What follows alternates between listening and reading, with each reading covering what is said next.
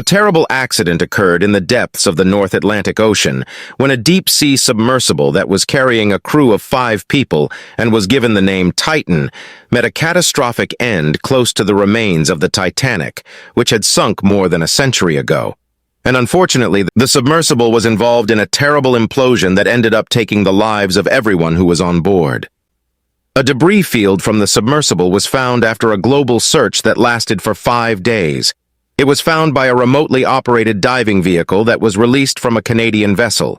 The debris was discovered around 1,600 feet distant from the bow of the Titanic, and it was located at a depth of approximately 2.5 miles in the isolated part of the North Atlantic. In the vast expanse of the North Atlantic, the search for the lost Titan submersible presented a number of challenges. The endeavor was made more difficult by the underwater topography, which consisted of mountains and valleys, as well as by the enormous pressure that the deep-sea waters exerted. Unpredictable weather conditions added another layer of difficulty to the search for the Titan in the enormous territory, which is twice the size of Connecticut, where there was very little information available. The possibility of detecting the submersible decreased with each passing moment, and it became increasingly unlikely that it would be found. Even though the search was limited to the North Atlantic, getting the submersible to a depth of 3,800 meters, about 12,500 feet, which is close to where the remnants of the Titanic are located, was an extremely difficult task. The 22-foot tourist submersible suddenly lost contact with the surface after less than 2 hours had passed since it had begun its descent. The objective of the dive was to investigate the depths at which the debris of the Titanic was located. In the early part of the week, a Canadian aircraft that was taking part in the search expedition picked up on the presence of underwater noises in the general area where the submersible had been last seen. But how exactly Titan worked? And if it was so perfectly designed, then what caused it to implode? According to the specifications of the Titan, it was developed to be able to maintain its submerged state for a period of 96 hours. Titan is a cutting-edge submersible that features an innovative structure made possible by the use of filament wound carbon fiber and titanium. The submersible has a weight of 9,072 kilograms, 20,000 pounds, when it is floating in the air, and it has been specially ballasted so that it will have neutral buoyancy when it is on the bottom. The passenger hull of the Titan submarine is made of a blend of carbon fiber and titanium, which sets it unique from other types of submersibles. Due to the ingenious combination of materials, the overall weight of the vehicle is reduced greatly when compared to vehicles largely constructed of steel or titanium, which is a metal that is both lightweight and robust. The size of the Titan is comparable to that of a minivan, and it provides a similar amount of capacity for people. Images seen inside the Oceangate facility reveal a structure that resembles a metal tube and provides residents with a flat floor and curving walls against which they can sit. There is very little headroom, but there is lighting given over your head. There are also no chairs. Due to the limited space, both movement and the ability to stand up straight are constrained. Even if it is brought back to the surface, the submersible's occupants won't be able to leave on their own because the exterior is bolted shut. This is done for safety reasons. The ship is furnished with fundamental conveniences such as a toilet and a provision for food and drink, such as sandwiches and water.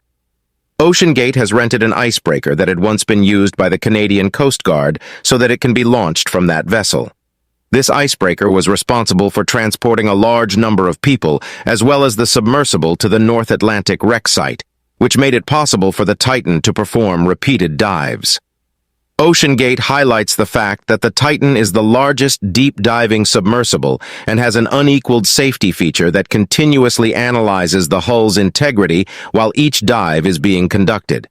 The Titan has the capability to descend to a depth of 4 kilometers, 2.4 miles, according to documents that were submitted by Oceangate to a United States District Court in Virginia that is monitoring things linked to the Titanic. In its filing for the month of April, the corporation disclosed this information. In the event that an emergency arises, the Titan is outfitted with safety devices that make it easier for it to ascend to the surface of the moon. These pre-installed devices contain the capacity to let off of sandbags, lead pipes, as well as inflating balloons. The design of the submersible prioritizes the protection of its occupants by ensuring that these safety features can be activated even if all of the passengers are rendered unable to move or speak. This cutting-edge engineering highlights the significance of being prepared and mitigating risks, providing a potential lifeline for the Titan and its passengers under perilous circumstances. During the course of the filing, Oceangate mentioned that the Titan had already done more than 50 test dives, some of which were performed at depths comparable to those of the Titanic. These test dives were conducted in a pressure chamber in addition to deep waters close to the Bahamas. During the voyage that Oceangate undertook in 2022, the submersible experienced a problem with its batteries on its first dive, which required it to be manually attached to its lifting platform. So does not it mean the submersible was faulty from the very beginning? When it comes to how they work, submersibles operate in a manner that is analogous to that of hot air balloons in that they use weights to descend. The concept of buoyancy is critical to the operation of these things in their intended manner. A hefty price tag of up to $250,000 per person is in store for passengers of the Titan who choose to go on the 10-hour voyage aboard the ship. Before embarking on the trip, travelers are required to sign a waiver that prominently features the word death 3 times on the first page. This legal paper provides an overview of the various hazards that may be encountered during the journey. The passengers are given detailed instructions on the procedure to follow in order to safely bring the submersible back to the surface in the event that something unexpected occurs. These briefings guarantee that everyone on board is well informed and ready to respond appropriately to any situation that may arise while we are at sea. There are a number of other possible outcomes that could have occurred with the Titan, and each of these outcomes has its own set of difficulties. These include the likelihood of a power outage, fire, or flood, as well as the risk of becoming entangled in something. In the event of a fire, the submersible's systems could be rendered inoperable, and the crew could be put at risk of being exposed to hazardous vapors that could cause them to lose consciousness. There is also the possibility that a flood will result in an unexpected and catastrophic implosion. The loss of power, on the other hand, would be the best possible scenario since it would allow the vessel to come back to the surface. In this hypothetical situation, the submersible would remain at the surface until search and rescue crews were able to locate it. Now, what is your take on it? What do you think could have caused the submersible to face a terrible accident? Do let us know in the comments, and don't forget to hit the like and subscribe buttons to keep yourself updated. Thanks for watching. In and out. Covered.